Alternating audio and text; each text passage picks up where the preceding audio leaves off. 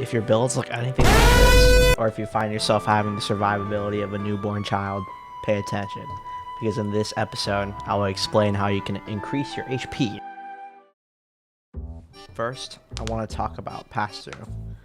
These parts will let a percentage of damage pass through them instead of absorbing the entire instance of damage. There are various parts in this game that offer the same properties. If you ever get confused about which parts offer pass-through, simply right-click or inspect the part of interest, click parameters, and hover your mouse over, and you can see that the game will explain what the part does for you. To demonstrate pass-through properties, I have set up a shooting gallery where I have two parts that are one-shottable to my weapon, as proven. In the instance that I shoot this part on the right through the buggy floor, it falls off in one tap. This is because 90% of the damage is let through as shown by that part.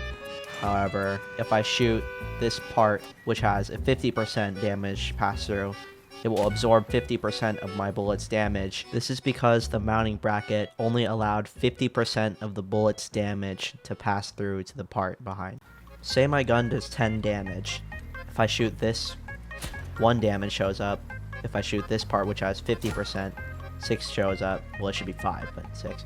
And then if I shoot this, 13 damage comes up. So that means 50% of the damage was absorbed into this, 100% of the damage was absorbed into the cabin, and 90% was let through the grate. Talking more about these parts. These are special parts that offer special properties, and the game doesn't really explain it well, but the area that is white is the part that offers the extra resistance versus the balder looking side, which offers nothing, shown by the damage that's indicated when I shoot it. If I shoot the white part, it does 1 damage, versus if I shoot the bottom. And to clear any misconceptions, the tiny little USB port at the end of the... Oh my god. As I was saying before, I was rudely interrupted. The USB port at the end of the armored slab does not provide any damage resistance. One of the more interesting properties of pass-through is that explosion damage will occur and pop on the outside where it made contact with the grate. So if I shoot the outside of the grate with this explosion damaged autocannon, it will not let the damage pass through, and instead it will pop on the outside before passing through, also shown by this one. And if you're ever confused about which gun deals which type of damage, you can simply do the same thing earlier and hover over, and it'll show you which property the gun possesses. Next, I want to talk about durability and effective durability. Say you want to increase the amount of damage you can take to your armored vehicle. Oh, I'll just quickly sort by durability and attach the highest part.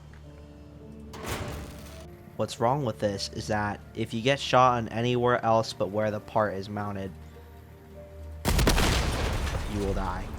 Versus if I mount a part that will increase my total durability, I will be able to live a direct shot to the cabin. This is because these parts are increasing your total durability, indicated by the green number of HP when you hover over the part. And the parts that don't increase your total HP are called bumpers. And these are parts that only possess their individual HP and they will fall off on their own, versus taking HP from your cabin.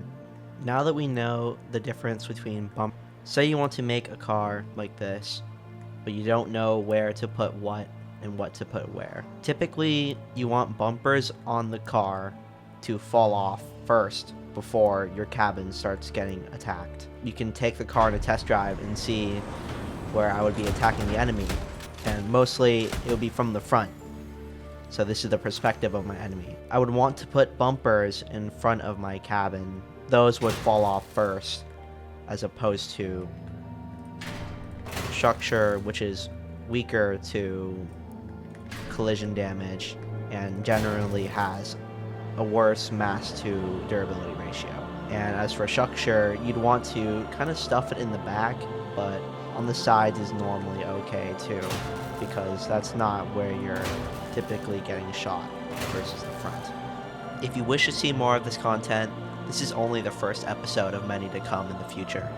So stay tuned as I guide you through the building basics of CrossOut.